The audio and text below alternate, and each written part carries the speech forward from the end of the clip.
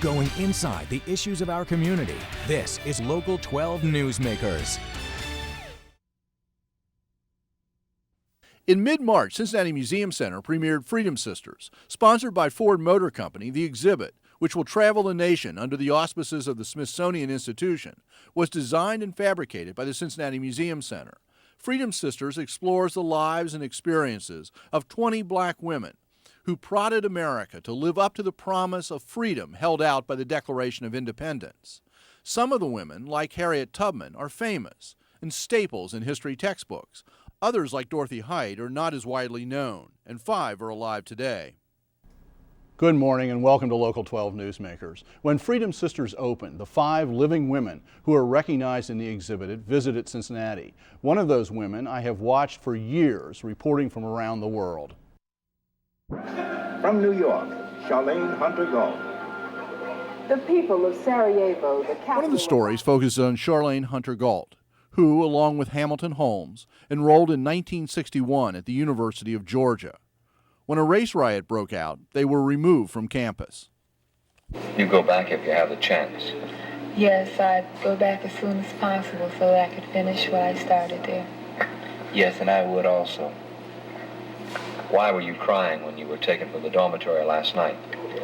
I was crying because I was very disappointed and very hurt that I had been suspended. The two went to court and prevailed, allowing them to become the first black students in the university in its 175-year history. I am very pleased to be joined this morning by Charlayne Hunter-Gault, who has reported for the New Yorker, for the New York Times, but may be best known for her work on PBS NewsHour for 20 years and as South Africa bureau chief for CNN from 1999 to 2005. She now lives in South Africa. Jim Vella, the president of Ford Motor Company Fund and Community Services, which made the exhibit possible, is also with us here this morning. Welcome to Newsmakers and welcome on this visit to Cincinnati, which I want to make clear we're taping and showing it later, and you flew in last night from South Africa and have operating on very little sleep. So I really appreciate your being here this morning. Thank you. You're waking me up with all that wonderful introduction. Did you see your footage there in 1961? Your voice still has the same. Yeah, but I weigh a few pounds more. Don't we all? So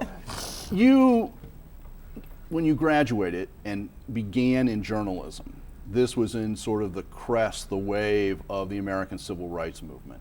What did you think your role as a journalist was in relationship to being African American yourself, but also being a journalist?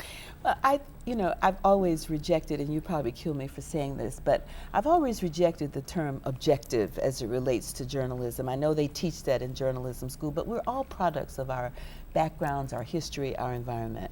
I prefer fair and balanced because I was informed by my own experiences as a subject of the news. I watched the guys who did it well, like Calvin Trillin, now at the New Yorker, and I watched the guys who shall remain nameless, who didn't do it well.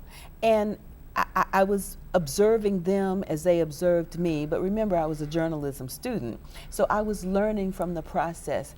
And I learned from people like Trillin that you can be sympathetic actually, and you can be close to your subject as long as what you do in the end is fair. And I think that has informed my journalism so that when I went to the New Yorker, when I began writing about what I knew best, which was my own people, but in a different way than most of the time they were characterized. I wrote about people in a way, black people, in ways that were recognizable to themselves, not as some stereotypical first here or some sports figure. So I've always used my background and my own experiences to inform my work, and it works for me in Africa as well. And we're going to come back to that Africa experience a little bit later. Jim, Ford Motor Company, the foundation, the fund, why did your organization want to get involved with this exhibit? Why did you want to be the force really behind this exhibit? Well, at Ford Motor Company Fund, one of the things that we have been promoting, along with the company's history, is the history of this country. I mean, we are an American-based company. Our fortunes here, our success at Ford Motor Company was really built on Main Street, not on Wall Street. And it's important to remember the history of this country and the people. It's America is made up of people from all walks of life.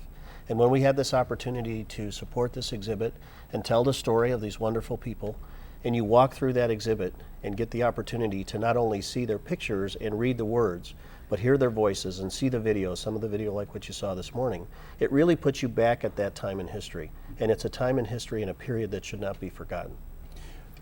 Charlayne, the fact that this focuses on the women, and when it's in the freedom movement, it's just not the civil rights movement of the mid-20th century in America, but a much longer perspective.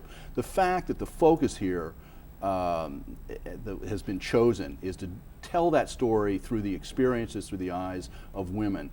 How do you think that changes things based on the traditional story we've told about civil rights? Well, I'd like to say, as we used to say in the movement, our time has come. You know, the women were the backbone of the civil rights movement, but rarely do they ever get the credit. I think of an African proverb that says, she who stirs the pot can also run a nation. Well, you know, a lot of those women were the ones who worked in the offices, who got out, there were no fax machines and things in those days. They did the mimeograph, they did the typing, but they also put their bodies on the line. I think of people like Ruby Doris Smith from Atlanta, friends of mine who were my high school classmates, Wilma and Carolyn Long, who went to jail and refused to leave. They were in there arrested with Martin Luther King, and Martin Luther King was in the men's part and they were in the women's part, and they had made this decision to go to jail without bail until freedom came. We were so idealistic. And so they made a deal, the adults, including Martin Luther King, that the children, the young people, should be released and he would stay. So when they went to get my friend Carolyn, they asked, they said, you were free to go now. And she said, well, where's Martin? And they said, well, he's over there, and they sort of fudged that. And she refused to leave until she was assured that Martin Luther King was leaving. So they had to bring Martin Luther King, first time ever, from the men's jail to the women's jail. And he said, Carolyn, you have to leave now. And she said, well, you going? And he lied. I mean, I'm sure he asked God to forgive him, but he lied. He said, I'm going. He took her by the hand, took her to the door, and as she got to the door where the other students were waiting outside, he pushed her out and the door closed and she had a fit. But that's the kind of character that the women had. They truly were the backbone, not to take anything from the men, but in those days the focus was on the men. And I'm just thinking, both from, as a historian, what ends up in the history books and what even ended up in the newspapers and on the television reports at the time. The focus seems to have been so much in that particular situation on Martin Luther King. Was this wider story told at the time and just been forgotten, or was it never told about these women? Well, I'm not sure. I mean, Hamilton Holmes and I got equal time. I mean, and Hamilton didn't particularly like the media, so I got a lot more attention in a way than he did. I was a journalism student. I liked, having exchanges with the media. So in my case, it was equal, if not unequal, in favor of me. But I think that a lot of those people really didn't get the credit that they deserved at the time. Of course, we all know about Rosa Parks. Right. But the wonderful thing about the civil rights movement, and I hope that this exhibit will not say that there were only women, but put something into perspective, because this was a movement in which there were so many foot soldiers who held up Martin Luther King, and there were so many unknown people. And Dorothy Height, I mean, with all due respect, I mean, Dorothy Height is really an icon in this country. Everybody knows Dorothy Height, but there's so many others that are not known, and I'm hoping that this will be the beginning of expanding that knowledge, because there was a woman who died recently in Alabama, I believe it was, and she said we have to look back in order to move forward. And I think we need that foundation, that platform, to inspire our young people. I mean, Ford has just told me they're doing work on education. And our young people, black and white, Hispanic and Chinese, and everybody who now inhabits this country needs to know on whose shoulders they stand and what those values and principles were.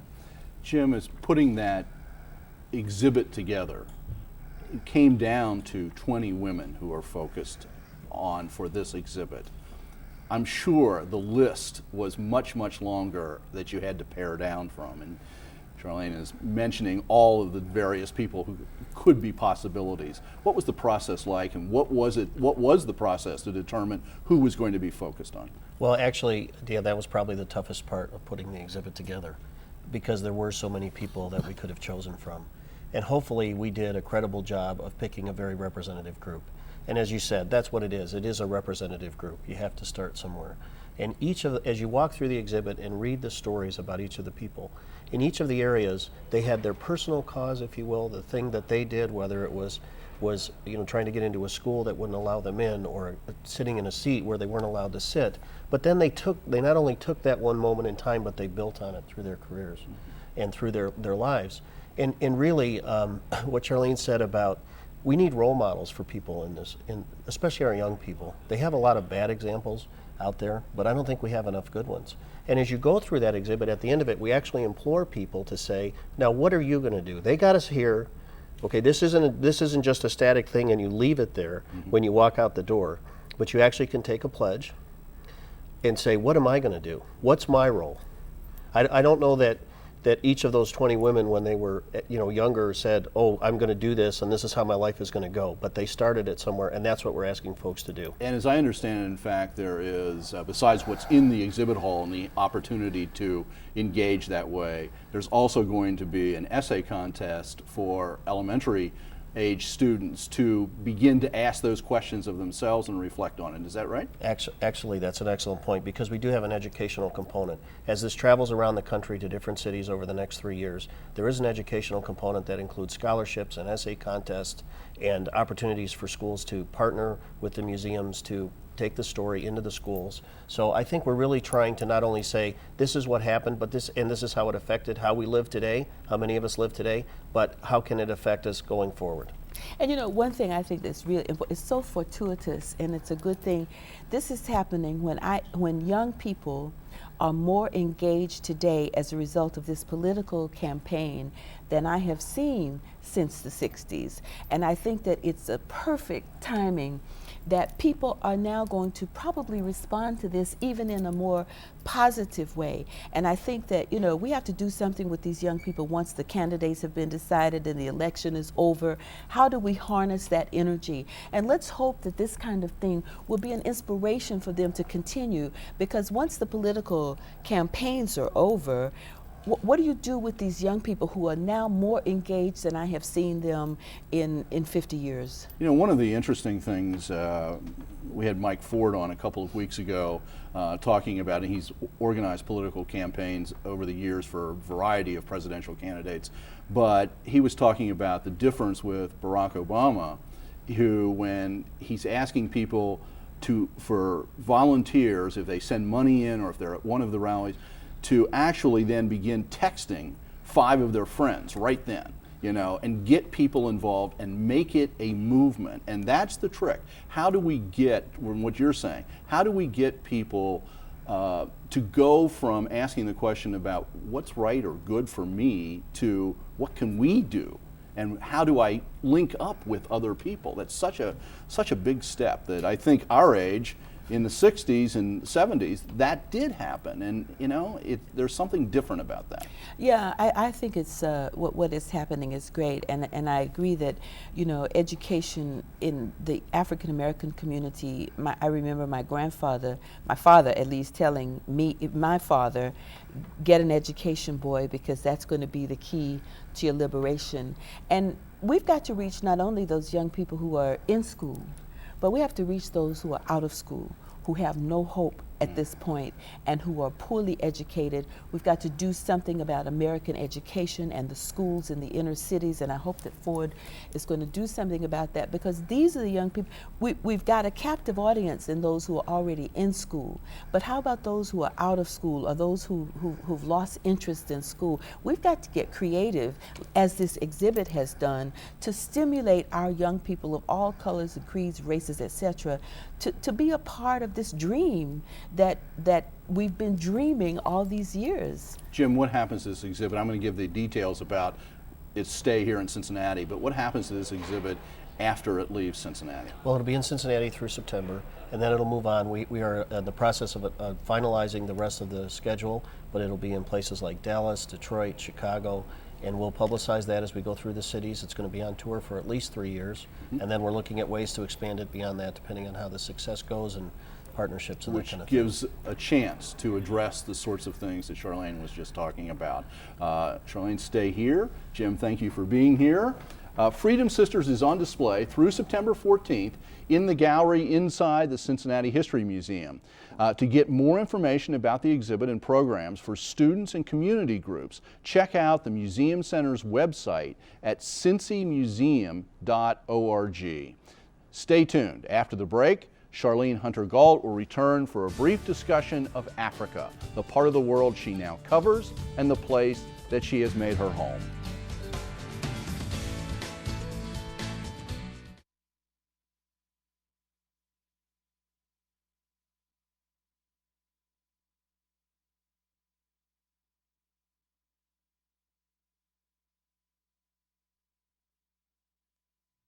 For most Americans, the dominant images we carry in our heads of Africa are of political turmoil, human crises, and exotic animals. But as the world's second largest second most populous continent, Africa is home to 54 different nation states and a great crossroads of languages, cultures, and religions. I am back now with Charlayne Hunter-Gault, one of the 5 women recognized in the Freedom Sisters exhibit, who reports on African affairs for PBS and CNN and makes her home in South Africa. Charlayne, welcome back here. Happy. What is it that Americans who have not traveled to some part of Africa, what is it in your experience is the 1 or 2 big misunderstandings that we operate with that you would really like people to change? Well, you know, as I've said in my book, New News Out of Africa, most Americans see Africa through the prism of the 4 Ds: death, disease, disaster, and despair. And there's an abundance of all of the above, but there's more to Africa than that. I mean, for South Africa, for example, is one of the great experiments of our lifetime. To see in that great quote from, you know who, "Can we all get along?" I mean, this is an experience with the last country on the continent to be, it wasn't colonized, but that in effect is what happened during apartheid, to see if the races can get along, and also to see if there can be some transfer of the economy from white hands to black, or at least to have the economy work in a more equitable way. In South Africa, for example, affirmative action isn't called affirmative action, but it's government policies to redress the economic imbalances, and they have policies to do that. It's affirmative action is not the word, but the process is not a dirty word, and so that process is underway. We don't know where it's going to end. The economy is still predominantly in the hands of whites, but something funny happened the other day. There was a huge quarter of the country blacked out because the electrical system collapsed. And the government, in a rather disingenuous argument, nevertheless made the argument that the reason for this blackout, massive power outage, was the growing bourgeoning middle class in South Africa. Well, it's true that there is a middle class now. There's an elite class, and that's a big criticism because it hasn't totally filtered down to the majority poor people. But it's a great experiment. And, you know, since 1998, most of the wars, there were 14 wars being fought in Africa. Today, they're less than 3. And so there are things that are happening on the continent that Americans don't know about because all they get are the headlines. Now, some of those headlines are important. We need to focus on places where people do need help. But the problem with the way Africa is presented is that if that is all you get, a relentless picture of negativity, death, disease, disaster, and despair, then after a while you say, well, nothing changes. So even with our big humanitarian heart that Americans have, you say, well, let's put that money where it's going to make a difference. Well, it does make a difference. The support makes a difference. So that balance is critical. Now, one of the places that is on people's minds in recent years has been Darfur. And Nick Clooney and his son George, who have long connection to this city and to this station, And to me. And to you. I watch them all the time. Have made Darfur an important cause that they want to try to address. What do you think America's role in that crisis ought to be? What's the constructive role that we could play, and are we playing it, and what needs to happen there?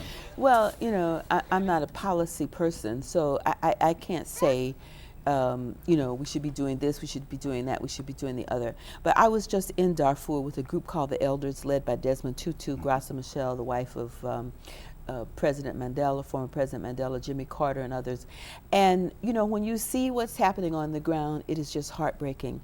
Graça Machel met with these women who couldn't even speak her language. They spoke in Arabic, but the gestures that they made with their hands showed you that they were being brutalized and mutilated in their most private parts of their bodies. And one of the things that she said, I did an interview with her for Essence magazine, which is in the March issue, by the way, and she said that these women need support. They need doctors to come in there and help to repair them where they've been abused. They need psychological counseling so that, you know, this is the kind of thing. But they also need letters. And when this article appeared in Essence, one of the school teachers, because it's online as well as in the magazine, from a school in New York, got in touch with me immediately. Her students want to write these young people. Because when Graça said to them, the young people, what would you like me to take back to the children of South Africa? She said, tell them we're studying and we're trying to do well. So that they need support. But the other thing that's needed, and it's not just an American issue, it's a Western government issue. It's a Chinese government issue. The Chinese are in Darfur, they're all over Africa. Chinese are in there without any conditions for their aid to the countries. And the Americans and other Western governments have been trying to get the Chinese to put pressure on the government of Sudan to stop this abuse of women as well as men and children. And so far the government of China has been reluctant to involve itself in that.